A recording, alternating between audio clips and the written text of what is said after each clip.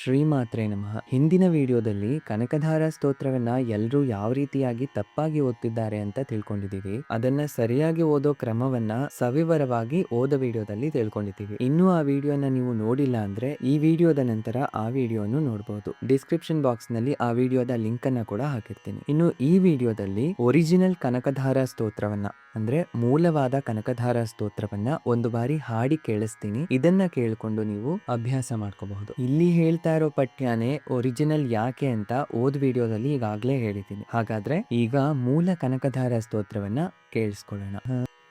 ವಂದೇ ವಂದಾರು ಮಂದಾರಮಿಂದಿರಾನಂದ ಕಂದಲಂ ಅಮಂದಾನಂದ ಸಂದೋಹಂ ಬಂಧುರಂ ಸಿಂಧುರಾನನಂ ಅಂಗಂ ಹರೇಃ ಪುಲಕಭೂಷಣಮಾಶ್ರಯಂತಿ ಭೃಂಗಾಂಗನೇವ ಮುಕುಳಾಭರಣಂ ತಮಾಲಂ ಅಂಗೀಕೃತಾಖಿಲವಿಭೂತಿರಪಾಂಗಲೀಲಾ ಮಾಂಗಲ್ಯದಾಸ್ತು ಮಮ ಮಂಗಳದೇವತಾಯಾಃ ಮುಗ್ಧಾ ಮುಹುರ್ವಿದಧತಿ ವದನೆ ಮುರಾರೆ ಪ್ರೇಮತ್ರಪಾ ಪ್ರಣಿಹಿತಾನಿ ಗತಾಗತಾನಿ ಮಾಲಾದೃಶೋರ್ಮಧುಕರೀವ ಮಹೋತ್ಪಲೇಯ सा मे श्रियं दिशतु सागरसम्भवायाः विश्वामरेन्द्रपदविभ्रमदानदक्षम् आनन्दहेतुरधिकं मुरविद्विषोऽपि ईशन्निषीदतु मयि क्षणमीक्षणार्थम् इन्दीवरोदरसहोदरमिन्दिरायाः आमीलिताक्षमधिगम्य मुदा मुकुन्दम् आनन्दकन्दमनिमेषमनङ्गतन्त्रम् आकेकरस्थितकनीनिकपक्ष्मनेत्रम् भूत्यै भवेन्मम भुजङ्गशयाङ्गनायाः कालाम्बुदालिललितोरसिकैटभारे धाराधरे स्फुरति या तटिदङ्गनेव मातुः समस्तजगतां महनीयमूर्तिः भद्राणि मे दिशतु भार्गवनन्दनायाः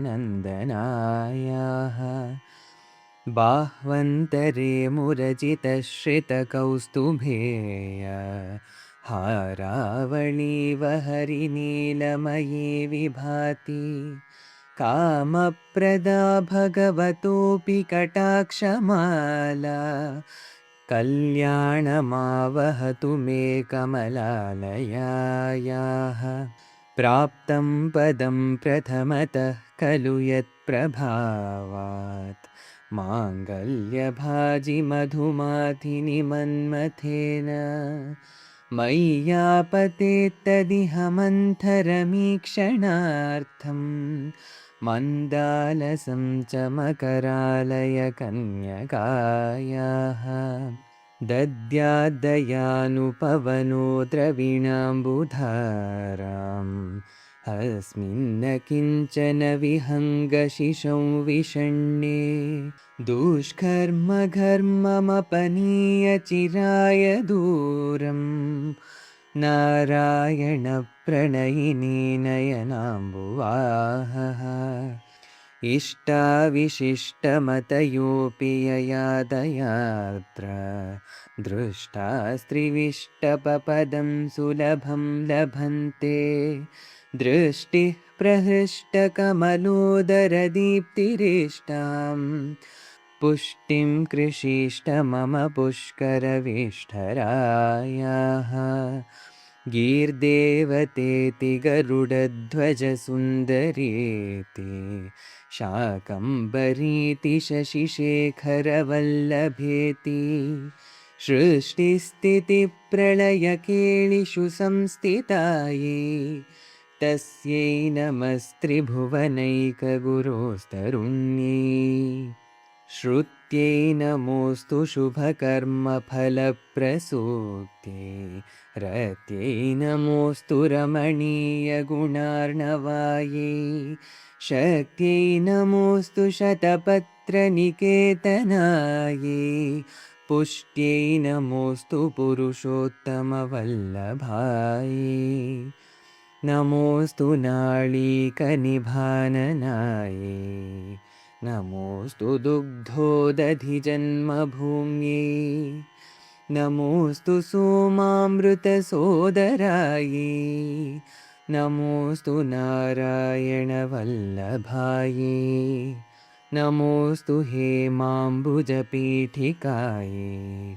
नमोऽस्तु भूमण्डलनायिकायै नमोऽस्तु देवादिदयापरायै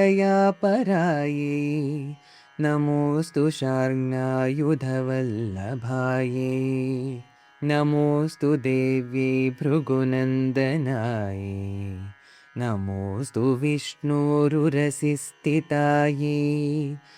नमोऽस्तु लक्ष्म्यै कमलालयायै नमोऽस्तु दामोदरवल्लभायै नमोऽस्तु कान्त्यै कमलेक्षणायै नमोऽस्तु भूत्यै भुवनप्रसूत्यै नमोऽस्तु देवादिभिरर्चितायै नमोऽस्तु नन्दात्मजवल्लभायै सम्पत्कराणि सकलेन्द्रियनन्दनानि साम्राज्यदानविभवानि सरोरुहाक्षि त्वद्वन्दनानि दुरितोद्धरणोद्यतानि मामेव मातरनिशङ्कलयन्तु नान्ये यत्कटाक्षसमुपासनाविधिः सेवकस्य सकलार्थसम्पदः सन्तनोति वचनाङ्गमानसैः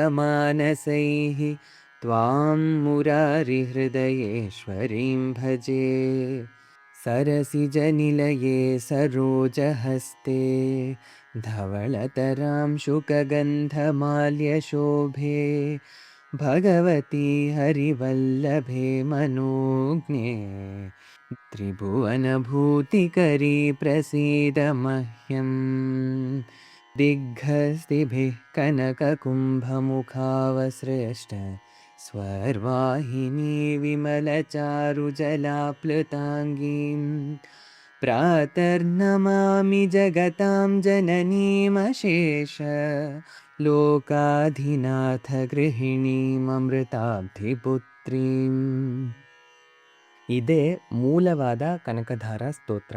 ನೀವು ಕೂಡ ನಿಮ್ಮ ಬಳಿ ಇರುವ ಪುಸ್ತಕಗಳನ್ನ ಪರಿಶೀಲನೆ ಮಾಡ್ಕೊಳ್ಳಿ. ಇದುವರೆಗೂ ಎಲ್ಲಾ ಪುಸ್ತಕಗಳಲ್ಲೂ ಒಂದಲ್ಲ ಒಂದು ಮಿಕ್ಸಪ್ ಅನ್ನ ಮಾಡಿದ್ದಾರೆ. ಅಂದ್ರೆ ಉದಾಹರಣೆಗೆ ಶ್ಲೋಕಗಳ ವ್ಯತ್ಯಾಸ, 8ನೇ ಶ್ಲೋಕವನ್ನ 6ನೇ ಶ್ಲೋಕದ ಜಾಗದಲ್ಲಿ ಹಾಕಿರ್ತಾರೆ, ಅಥವಾ ಮೊದಲನೇ 7 ಶ್ಲೋಕಗಳಲ್ಲಿ ತುಂಬಾ ಮಿಕ್ಸಪ್ ಮಾಡಿರ್ತಾರೆ. ಹಾಗಾಗಿ ಇದು ಸರಿಯಾದ ಪಠ್ಯ. ತೆಲುಗಿನ ನಂಡೂರಿ ಶ್ರೀನಿವಾಸ್ ಅವರು ಕ್ರಮವಾಗಿ ಯಾವ ಶ್ಲೋಕ ಆದ್ಮೇಲೆ ಯಾವ ಶ್ಲೋಕ ಬರಬೇಕು ಅನ್ನೋದನ್ನ ಸರಿಯಾಗಿ ತಿಳಿಸ್ಕೊಟ್ಟಿದ್ದಾರೆ. ಹಾಗಾಗಿ ಇದು ಅದರ ಸರಿಯಾದ ಪಠ್ಯ. ನೀವೆಲ್ಲರೂ ಕೂಡ ನಿಮ್ಮ ಪುಸ್ತಕಗಳಲ್ಲಿ ಹೀಗೇನೆ ಸರಿಯಾಗಿ ವರಸೆ ಕ್ರಮಗಳನ್ನ ಬದಲಾಯಿಸಿಕೊಂಡು ಓದಬಹುದು. ಅಥವಾ ಡಿಸ್ಕ್ರಿಪ್ಷನ್ ನಲ್ಲಿ ಕನಕಧಾರ ಸ್ತೋತ್ರದ ಕನ್ನಡ ಲಿರಿಕ್ಸ್ ನ PDF ಕೂಡ ಇರುತ್ತೆ. ಅದನ್ನ ಕೂಡ ಪ್ರಿಂಟ್ ತಗೊಂಡು ಓದ್ಕೋಬಹುದು. ಯಾಕೆ ಪ್ರಕ್ಷಿಪ್ತ ಶ್ಲೋಕಗಳನ್ನ ಓದಬಾರ್ದು ಅಂತ ಹಿಂದಿನ ವಿಡಿಯೋದಲ್ಲಿ ಹೇಳಿದ್ದೀನಿ.